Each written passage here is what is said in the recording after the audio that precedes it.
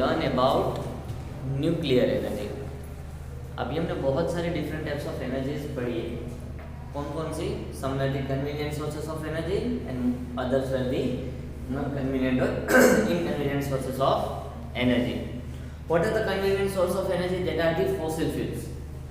Fossil fuels में भी सबसे ज़्यादा पार्ट किसका था? कोल. सबसे ज़्यादा पार्ट किसका बेटा? कोल का. तो सपोज हम कोल यानी कार्बन, कैसे एनर्जी निकलती है? When the combustion of carbon takes place in presence of oxygen, it forms carbon dioxide and releases heat and light. Heat and light. तो ये हमारे लिए एनर्जी बनती है. Clear? By using this heat energy, we can light up the boiler and convert liquid water into water vapor, which can rotate the turbine and we can have electrical energy. Simple. Now what is nuclear energy? Nuclear energy क्या कहती है कि अगर कोई atom है, कुछ बड़े atoms होते हैं जैसे कि यूरेनियम, जैसे कि थोरियम, जिनका एटॉमिक नंबर कितना है? 90 से ऊपर है. जैसे यूरेनियम की बात करें तो 92 इसका एटॉमिक नंबर है. कितना? 92. इसका मतलब क्या हुआ? इसमें 92 इलेक्ट्रॉन्स हैं, 92 प्रोटॉन्स हैं और 235 माइनस 90 करेंगे तो कितना हो जाएगा? 145. तो 143 जितने उसके पास न्यूट्रॉन्स होते हैं. कितने? समझ में आया कुछ? क्लियर? 145 143 147 जितने उसके पास न्यूट्रॉन्स होते हैं उसके भी आइसोटॉप्स है जिसमें न्यूट्रॉन्स का वेरिएशन हो सकता है. क्लियर? तो मतलब अभी देखो ये एटम कितना बड़ा हुआ. हमारे स्पेशली आज तक हमने जो पढ़े कैल्शियम तक पढ़ा हमने, उसके हिसाब से एटम बहुत बड़ा हो गया. क्लियर? सही चल रहा है ना? अच्छा मैं ये तो दिख रहा है. कोई बात नहीं, इतना तो चले. हाँ दिख रहा है ना, बस. क्लियर? चलो, तो ये 92 इलेक्ट्रॉन्स, 92 प्रोटॉन्स, 143 न्यूट्रॉन्स. तो ये जो बड़े एटम्स हैं, somehow हम इन एटम्स को तोड़ना चाहते हैं. हम क्या कर रहे हैं बेटा? इन एटम्स को हम तोड़ना चाहते हैं. कैसे? वो पहले हमें नहीं आता था, but now we have developed the technology. हमारे पास कुछ ऐसे गन्स है जो गन्स जैसे दिखती नहीं है, लेकिन उसमें से फायरिंग जरूर होता है. किसका? प्रोटॉन्स एंड न्यूट्रॉन्स का. जो बुलेट्स निकलते हैं, बुलेट्स की जगह क्या होता है बेटा? Protons and neutrons.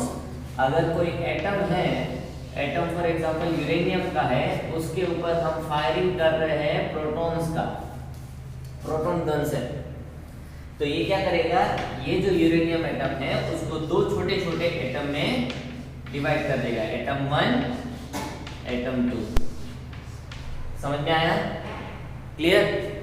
तो हमारे पास ये चॉक पीस है. हमारे पास इस चॉक पीस को हम क्या कर रहे हैं बेटा? दो छोटे छोटे चॉक पीस में डिवाइड कर दिया. क्लियर? इसका मास था 10 ग्राम. अभी इसका मास है 6 ग्राम, 4 ग्राम, तो टोटल 10 होगा. है या ना? तो सिमिलरली उसी तरीके से अगर हम देखते हैं तो ये जो एटम 1 एंड एटम 2 है उसका मास टोटल करेंगे तो यूरेनियम जितना होना चाहिए. है या ना? क्लियर? सिंपल. लेकिन होता नहीं है.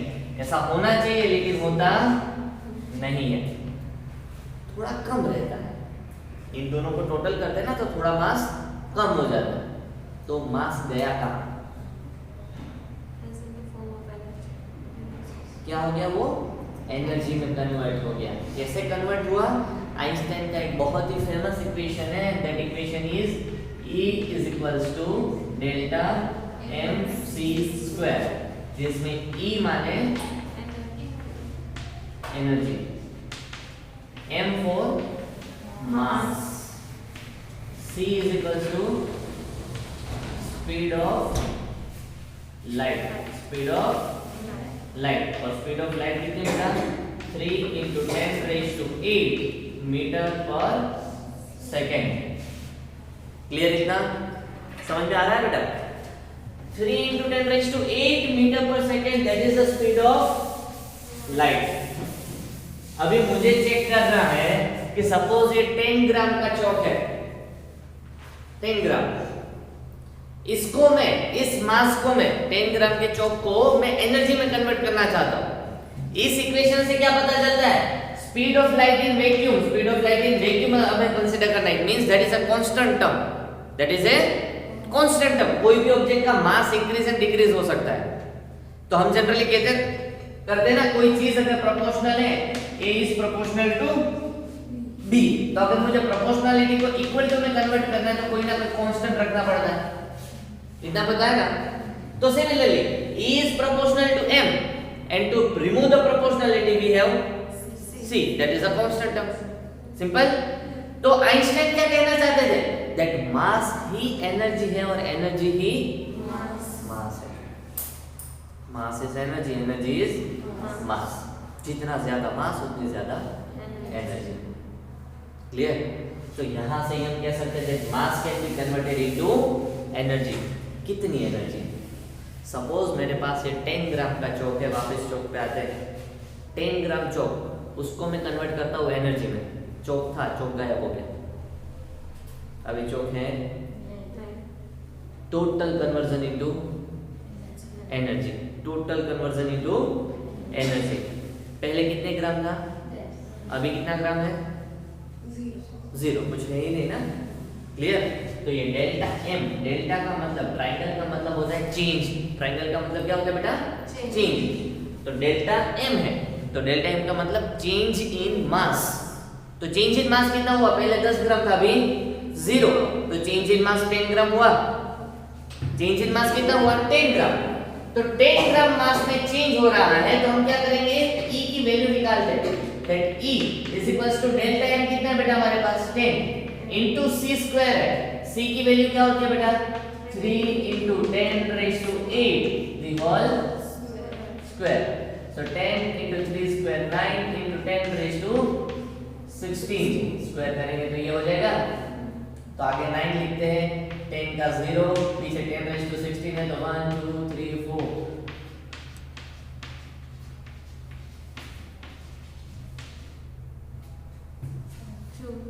जूल्स। क्लियर? एक आध 2 0 निकाल दोगे तो जूल्स मिल जाएगा। क्लियर? इतनी ज्यादा एनर्जी निकलेगी किसमें से? एक छोटे से चौक में। लेकिन हम प्रोड्यूस कर पाते नहीं है, because we are not able to convert mass into energy. Mass गायब कैसे होगा वो हमें पता नहीं है, लेकिन हमें पता चल गया। कब पता चला? कि हम छोटे एटम्स को डिवाइड कर सकते हैं। जब यूरेनियम के एटम को 2 छोटे एटम्स में डिवाइड करते हैं, तब थोड़ा सा लॉस ऑफ मास होता है। क्या होता है बेटा? लॉस ऑफ मास, यानी मास चेंज हुआ and that change in mass is converted into energy. Clear? अब ये एटम का मास कितना होगा? बहुत छोटा। क्लियर? तो हम समझते हैं कि चलो एक यूरेनियम एटम में से कितनी एनर्जी निकलती है? एक यूरेनियम एटम में से कितनी एनर्जी निकलती है? Suppose x joule, suppose x joule.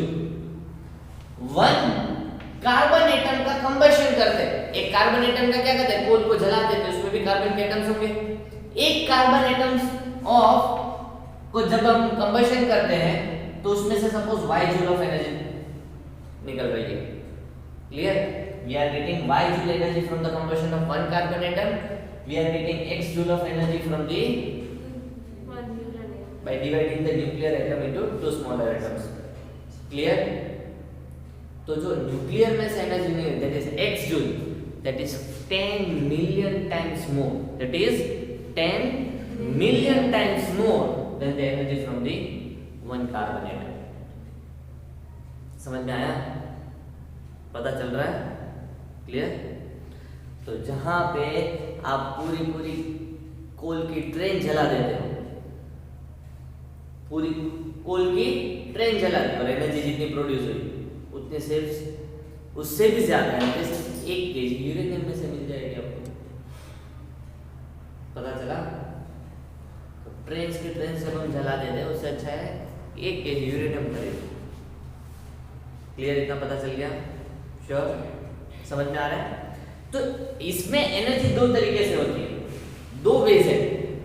एक होता है न्यूक्लियर फ्यूजन और एक होता है न्यूक्लियर फिजन। एक होता है न्यूक्लियर फ्यूजन और एक होता है न्यूक्लियर फिजन। फिजन का मतलब डिवाइड होना, फ्यूजन यानी फ्यूज होना, जॉइन होना। क्लियर? तो यहाँ पे क्या होता है? बड़ा एटम 2 छोटे एटम में डिवाइड हो रहा है जिसे हम न्यूक्लियर फ्यूजन कहते हैं। क्या कहते हैं बेटा? फ्यूजन।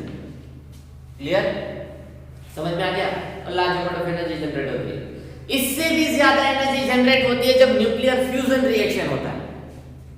कौन सा रिएक्शन होता है? Nuclear fusion. उसमें दो एटम्स कंबाइन होकर एक बड़ा एटम बनाता है। दो एटम्स कंबाइन होकर एक बड़ा सा एटम बनाता है, जैसे कि दो हाइड्रोजन कंबाइन हो जाते हैं और बना देता है हीलियम। समझ में आया? फ्यूजन में कौन से एटम होते हैं? हाइड्रोजन से दो हाइड्रोजन एटम कंबाइन होकर बना दिया एक हीलियम। इसमें और भी ज्यादा एनर्जी रिलीज हो सकती है, लेकिन फ्यूजन पॉसिबल नहीं है। अभी हम जितने भी रिएक्टर्स यूज कर रहे हैं उन सब में हम फ्यूजन यूज कर रहे हैं। Why fusion is not possible? क्योंकि फ्यूजन रिएक्शन को स्टार्ट करने के लिए आपको एक्सट्रीमली लार्ज एनर्जी चाहिए। उतनी एनर्जी हमारे पास हम सप्लाई कर सकते हैं नहीं है, ना तो हीट के फॉर्म में उतनी सप्लाई कर सकते हैं, ना तो इलेक्ट्रिकल एनर्जी के फॉर्म में कोई सप्लाई कर सकते हैं। इतनी एनर्जी हम सप्लाई करते हैं नहीं है। But finally scientist has also developed the way to perform nuclear fusion reaction. कैसे? समझ लो, ये इसे हम हाइड्रोजन बॉम्ब कहते हैं। यहाँ पे जो रिएक्शन से जो बॉम्ब फटते हैं, because they are not the controlled reaction. एक बार वो प्रोड्यूस होना स्टार्ट हो जाता है तो कितनी एनर्जी जनरेट करेगा उसका कोई लेवल नहीं है। तो हिरोशिमा नागासाकी वाला हमने डिस्कशन किया था कभी? नहीं। तो हिरोशिमा एंड नागासाकी में जब एटम बम वहां पे ब्लास्ट हुआ तो Hiroshima was bigger city than Dhoraji. Dhoraji आज जो है उससे भी बड़ा सिटी उस टाइम पे वो हिरोशिमा नागासाकी है। दो अलग अलग सिटीज थे। क्लियर? बॉम्ब ब्लास्ट हुआ with in a fraction of a second इतना ज्यादा एनर्जी जनरेट हो गया कि इंसान पूरे जल नहीं गए, वेपोराइज हो गए। क्या हो गया बेटा? सिर्फ इंसानों की बात नहीं, हमारा तब क्या होता है, मेल्टिंग बॉइलिंग पॉइंट उतना लो रहता है। सिरेमिक स्ट्रक्चर्स डायरेक्टली वेपोराइज हो गए। जो पत्थर थे वो सारी चीजें वेपोराइज हो गई, पिघल नहीं गई। Within a fraction of a second पूरा सिटी में से क्रिकेट का ग्राउंड बन गया। Clear? So that was the level of atom bombs. उसके कोई भी बम फूटता है ना, सुतली बम हम जब फोड़ते तो मशरूम बन जाता है, धुएं का स्टार्टिंग में निकलता है, फिर तो धुआं स्प्रेड हो जाता है, लेकिन सबसे पहले छोटा या बड़ा बम मशरूम बनता है। क्लियर? तो कोई भी बम होता है ऐसा मशरूम बनता है, धुआं निकलता है। तो वो मशरूम इतना बड़ा था कि अगर हम यहाँ पे अगर ब्लास्ट किया है ना तो पोरबंदर, राजकोट सबसे दिख रहा है। समझ में आया?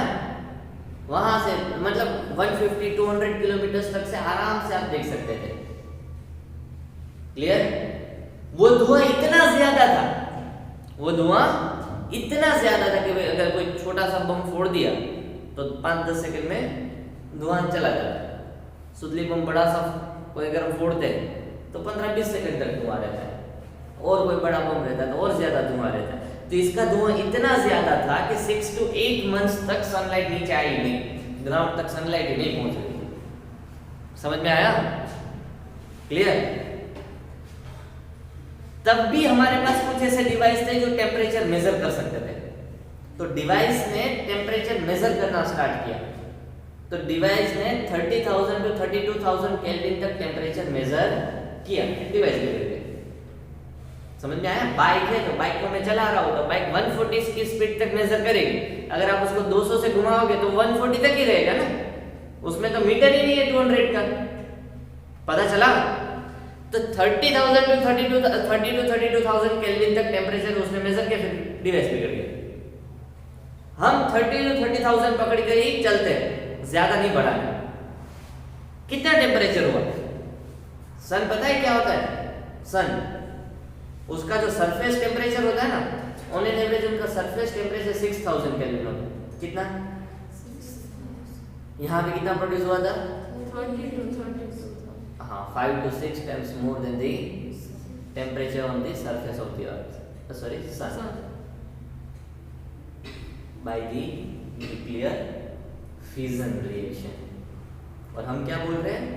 इससे तो बहुत ज्यादा एनर्जी फ्यूजन में होती है। समझ में आया? सब कितना हम एनॉर्मस अमाउंट ऑफ एनर्जी की बात कर रहे हैं, पता चला? और वो कितने में से निकल रहा है? एटम के डिवाइड होने से।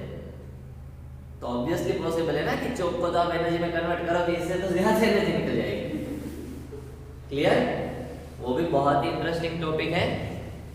हमारा फिर से आधा सिलेबस कंप्लीट हो जाएगा, फिर एक दिन याद करवाना वो हम करेंगे। क्लियर? तो न्यूक्लियर फ्यूजन हुआ। अभी फ्यूजन क्यों नहीं कर सकते? क्योंकि उसके लिए एनर्जी ज्यादा चाहिए। समझ में आया? तो साइंटिस्टों ने क्या डेवलप किया? उतनी एनर्जी तो हमारे पास कोई हिसाब से प्रोड्यूस नहीं कर सकते, एक साथ तो नहीं कर सकते कि उससे हम न्यूक्लियर फ्यूजन रिएक्शन को स्टार्ट कर सके। समझ में आया? तो साइंटिस्ट करते क्या है? हाइड्रोजन बम है, ठीक है? ये कौन सा बम है? हाइड्रोजन बम, वो वाला फ्यूजन वाला। इसे क्या कहते हैं? Nuclear fusion. तो ये जो फ्यूजन रिएक्शन स्टार्ट करना है तो क्या चाहिए आपको? एनर्जी चाहिए, बहुत ही ज्यादा क्वांटिटी में। तो उतनी हमारे पास कोई लेवल में है नहीं। तो इसके अंदर एक छोटा सा मैंने फ्यूजन बम रख दिया। समझ में आया क्या किया? ये वाला जो बम है वो छोटे लेवल पे बना दिया और उसके अंदर रख दिया। अभी जैसे ये बम ब्लास्ट होगा तो एनर्जी जनरेट होगी, वो उतनी एनर्जी जनरेट कर लेगा जिसकी वजह से फ्यूजन रिएक्शन स्टार्ट हो जाए। क्लियर? समझ में आ गया? फ्यू डिकेड्स अगो, 2-3-4 डिकेड्स पहले गलती से एक हाइड्रोजन बम ब्लास्ट हो गया, गलती से रसिया में कहीं। उनका जो पावर प्लांट होता है, उनका जो लेबोरेटरीज होती है, वहां पे गलती से अनस्टेबल हो गया और वो ब्लास्ट हो गया। तो वो तो क्या था, छोटे लेवल का एक बम था, हाइड्रोजन बम फ्यूजन वाला, जो गलती से ब्लास्ट हो गया। वहां पे बहुत कम लोगों की जान गई, 5-7 लोग मैक्सिमम उतने थे, उससे ज्यादा कोई था नहीं। लेकिन that was minimum 3000 times more hazardous than the Hiroshima and Nagasaki. पता चला? उससे उतना बड़ा था। वो तो थोड़े डिकेड्स पहले की बात कर रहा हूं। तो आज सोचो कितने बड़े बॉम्ब्स बन गए होंगे। क्लियर? पता चला? क्लियर? तो ये जो वेपन्स ऑफ डिस्ट्रक्शन है, क्या है बेटा? Weapons of destruction. इससे किसी का फायदा नहीं है। क्यों फायदा नहीं है? कि चलो आज हम मान लेते इंडिया और अमेरिका के बीच में वॉर आ जाता है, हमारे पास उतने पावरफुल वेपन नहीं है। ऐसे ही हमारे पास न्यूक्लियर फ्यूजन बम है, फ्यूजन बम हमने भी डेवलप किए, but America is more advance. तो समझ लेते हैं कि सपोज उनके पास बहुत बड़े वेपन्स हैं। समझ में आया? तो उन्होंने वो 2 बॉम्ब्स हम पे गिराए, तो ऑब्वियसली हमें भी 2 बॉम्ब्स उनके ऊपर गिराने पड़ेंगे। हमारे बॉम्ब्स का हैजार्डियस इफेक्ट कम है, लेकिन किससे कम है? उनके बॉम्ब से कम है, बट उन्हें डेवलप देखे तो छोटा तो नहीं है ना। समझ में आया? तो उसका फायदा क्या है? आप बड़े बना रहे हो तो उसका बेनिफिट तो है नहीं। अल्टीमेटली वो क्या होता है कि वेपन्स ऑफ डिस्ट्रक्शन ही है। इसके बनाने में दूसरी दिक्कत वो है कि आपने बना लिया, उसमें वेस्ट जनरेट होता है।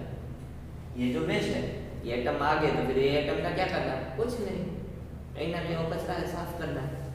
तो ये एमी कहीं पे डाल सकते नहीं है। इसमें high level of radiations release होते रहते हैं, जिसके अंदर कोई भी लिविंग ऑर्गेनिज्म सर्वाइव कर सकता नहीं है। तो उसको डिस्पोज करे तो करे कहाँ? तो इसको संभालना बहुत ही मुश्किल है।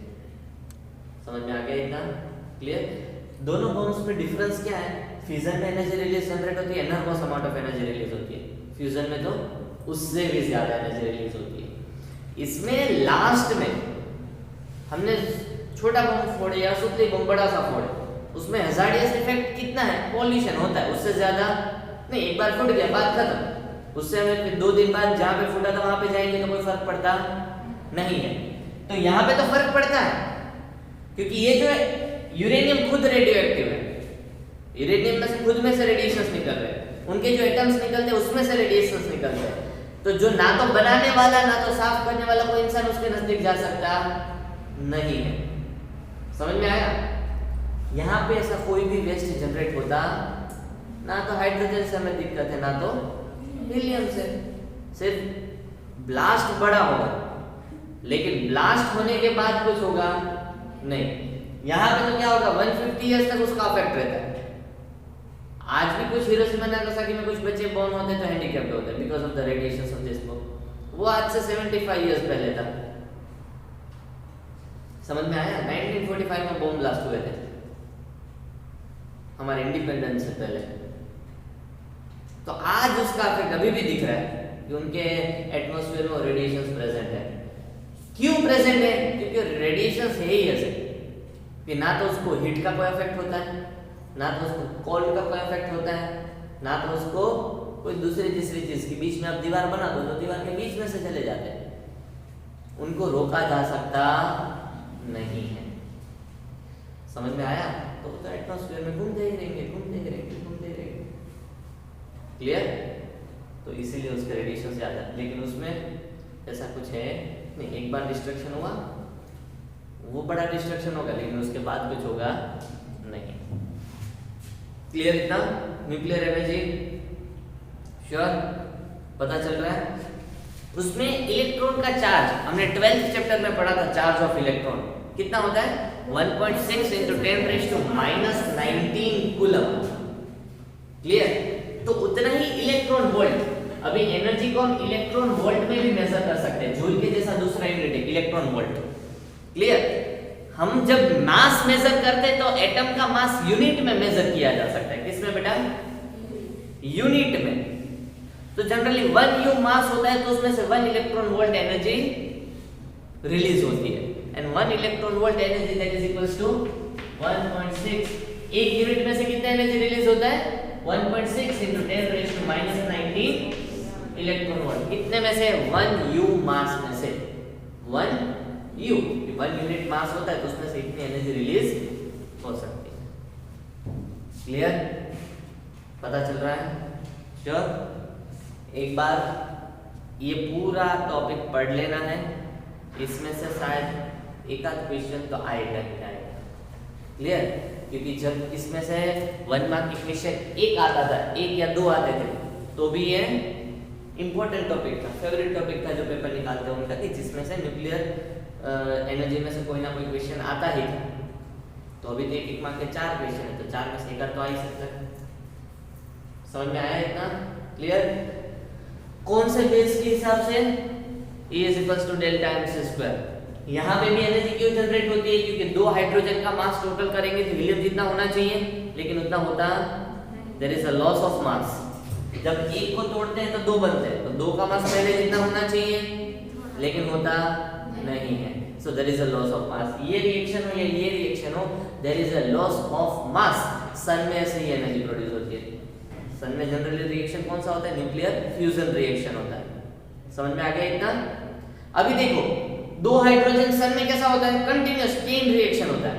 2 हाइड्रोजन मिलके हीलियम बना, हीलियम में से 2 हाइड्रोजन बने, 2 हाइड्रोजन में से हीलियम बना, हीलियम में से हाइड्रोजन बने, तो कंटीन्यूअस चेन शुरू रहती है। हीलियम बना, हीलियम वापस डिवाइड होकर हाइड्रोजन बन गया, एनर्जी रिलीज हुई।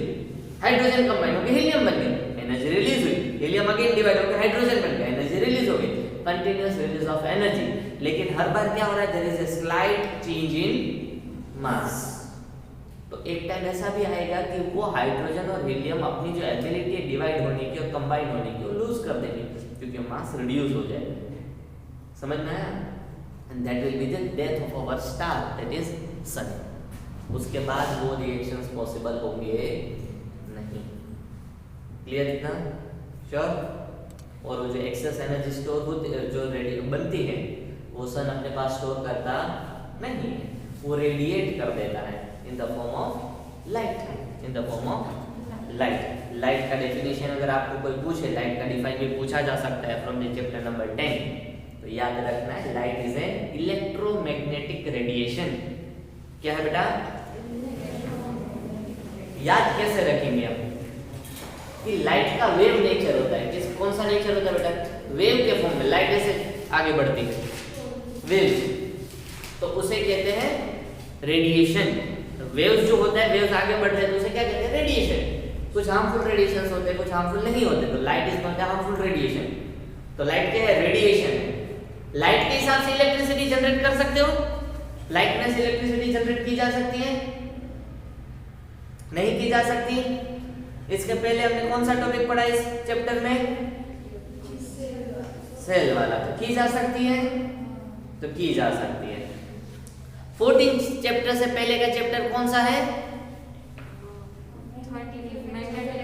तो मतलब इलेक्ट्रिसिटी मैग्नेटिज्म है। So light is an electromagnetic radiation. समझ में आया क्यों ऐसा बोलते हैं? Light is an electromagnetic radiation. तो एक सिंपल डेफिनेशन है, लाइट जनरली 3 पार्ट में डिवाइड की जा सकती है, visible raise, ultraviolet rays, infrared rays. Ultraviolet भी हमें नहीं दिखता, इंफ्रारेड ही नहीं दिखता, तो बीच में जो दिखता है उस पोर्शन को हमने बोल दिया विजिबल रेज। समझ में आया? क्लियर? चलो, तो 10th करेंगे तब डिटेल में जाएंगे। तो this is the nuclear energy. Nuclear energy के बाद वाला टॉपिक हमारा कौन सा बेटा? Environmental consequences. आपको खुद से करना है कि भाई ज्यादा एनर्जी यूज करोगे तो एनवायरमेंट में कॉन्सिक्वेंसेस आपको ही भुगतने हैं। ज्यादा कोल हम प्रोड्यूस करते हैं, ज्यादा कोल निकाल के ज्यादा जलाते हैं, ज्यादा कंबशन होता है, then the environment gets polluted and so we have the consequences of because of using the extra amount of energy which is not required. आपको घर से दूध लेने जाना है, थोड़ी दूध की डेयरी है, फिर भी हम बाइक लेके जाते हैं, तो उसके कॉन्सिक्वेंसेस भुगतने हैं। क्लियर? सामने टीवी चल रहा है, हमारे हाथ में फोन है, टीवी बेचारा हमें देख रहा है कि तूने मुझे शुरू किया, तू है फोन में, तो उसके कॉन्सिक्वेंसेस हमें भुगतने हैं। क्लियर? 3 घंटे तक बेचारा टीवी हमें देखता रहता है कि तेरे को देखना है तो देख वाला बंद कर, लेकिन हमारा ध्यान कब तक उसके ऊपर नहीं जाता जब तक फोन की बैटरी लो नहीं होती। समझ में आया? हमें भुगतते हैं। And the major consequences because of using the greater amount of energy are global warming, green house effect, depletion of the ozone layer, pollution, phones ज्यादा वेस्ट करते हैं। अभी जो ट्रेंडिंग चल रहा है कि भाई फोन के ऊपर फोन खरीदना है, फोन के ऊपर फोन खरीदना है, हर 1 साल 1.5 साल 2 साल में फोन नया लेना है, तो उसकी वजह से large amount of electronic waste generate होता है। आज तक आप जो पढ़ रहे थे वो एक क्या हो गया, हिस्ट्री हो गया कि भाई पॉल्यूशन किसका है? सबसे ज्यादा प्लास्टिक का, है ना? तो आज का जो ट्रेंडिंग मुद्दा है वो पॉल्यूशन है इलेक्ट्रॉनिक वेस्ट का। प्लास्टिक चीजों को तो अभी हमने थोड़ा थोड़ा सीख लिया है कि समहाउ रिसाइकल कर लेते हैं, समहाउ रीयूज कर सकते हैं, कुछ ना किया तो उसमें से कपड़े बनाना सीख लिया। जो आपने मैंने जो भी अपने क्लोथ्स पहने हैं, कहते हैं हम कॉटन है, फलाना ढिमला जो भी है, लेकिन होता क्या है? Purely plastic. लगता नहीं है लेकिन होता जरूर है। क्लियर? पॉलिस्टर सुना है? वो पॉलिस्टर नहीं होता, वो होता है पॉलिएस्टर। क्या होता है? Polyester, that is a type of plastic. तो ये सारे क्लोथ्स हमारे वैसे ही होते हैं। क्लियर? कोई भी देख लो, बोलते नहीं है वो लोग, लेकिन होते तो वही है, क्योंकि तभी तो इतना सस्ता रहेगा। कॉटन की प्राइस 20 kg की 1000 रुपये से ज्यादा है। क्लियर? तो 1 kg का तो 100 से ज्यादा हुआ। तुम्हारी जीन्स खरीदते हैं तो उसमें 2 kg का जितना तो वजन हो जाता है।